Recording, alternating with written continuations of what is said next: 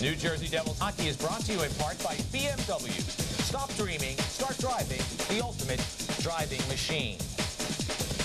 One period complete here at the Continental Airlines Arena. The Devils leading by a score of 1-0. John Maven, a power play goal for John, his second goal of the postseason. Welcome back, everyone. Matt Laughlin along with the Maven Stan Fischler. Territorially, Boston had some good play earlier. They had an advantage in the shots on goal. The Devils have narrowed that down, and most importantly, Stan, they have the 1-0 lead. Well, that's the good news. Certainly there is some bad news from what I was seeing, and that is the fact that the Devils were having trouble clearing their zone on several occasions. It looked like they had an opportunity to get the puck out. The Bruins figured out ways to keep it in. That can lead to dangerous situations. I like the way Marty Brodeur played the first period.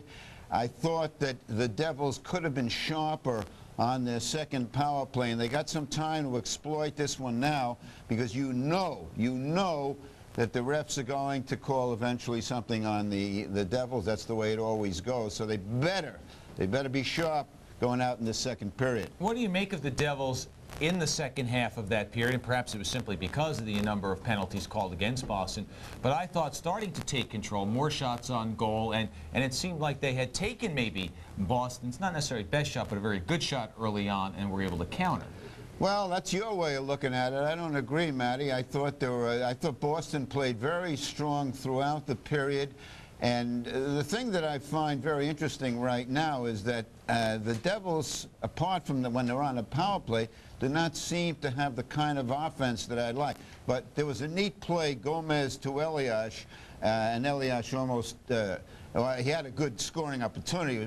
Jeff Hackett looks very sharp in goal for Boston. As I said, Marty has played well so far for the Devs. As Elias came off the ice, we were waiting for Joe Nieuwendyk to join us for the intermission interview, and Elias kind of just shook his head a little bit thinking about that near miss against Jeff Hackett. So other than you want to see the Devils a little better coming out of their own zone, what do you want to see from the Boston side? Well, before I get to that, Joe Nieuwendyk made a very good point to you in the interview, and he said that we're playing hard, and that's a very good thing, and that to me is key. Elias has to keep digging. He can't get down on himself. Gomez has to be very, very alert in his own defensive zone. Those things will work out. The Bruins obviously have to keep playing the way they've been playing. They've been keeping the puck in the Dev zone, and they've got to play a physical game and hope that the Devs get a penalty and they get a good power play going. In the pregame show, we talked about a couple of other series around the league. Talk a little bit about your thoughts on the Tampa-Washington showdown. Well, you know, it proves that home ice advantage is a joke. We've known that for a long time. Tampa Bay coming back with a terrific young player in Vincent LeCavier and a terrific older player in Dave Andreychuk, and those guys are behind their comeback. Tampa going to win that series? Yes, I predicted that was going to be a 7-game series with Tampa winning. And Stan has predicted that this will go 7. The Devils are doing their best to end it in 5. They lead 1-0 after 1. This is the BMW Intermission Report.